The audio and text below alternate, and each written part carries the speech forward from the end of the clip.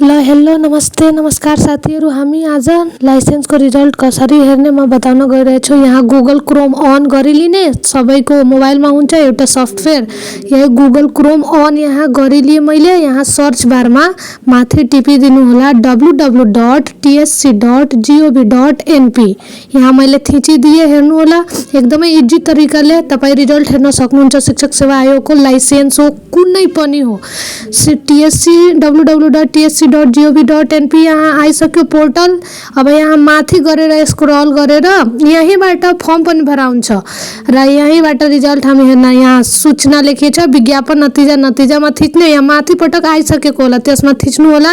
मैले यहाँ सबै थिचेर बताइरहेको छु, तर नतिजा थिच्नु होला अनि माथि पटक आइहालेको हुन्छ। त्यहाँ थिच्नुहुन्छ भने यहाँ तल आइहालेको हुन्छ। हेर्नुहोस्, मैले यहाँ थिचिदिएँ। अब तल हेर्नुहोस्, यहाँ तल जानु होला, तब रिजल्ट यहाँ आइसक्यो। यहाँ पुरा हेर्न क्लिक गर्नुहोस्। क्लिक गर्नुहुन्छ भने तपाईँको नतिजा खुलेर आउँछ। त्यहाँ डाउनलोड गरिलिनु होला। यहाँ डाउनलोड अगेन लेखेको छ, यहाँ टिप्नु होला भने डाउनलोड भइहाल्छ।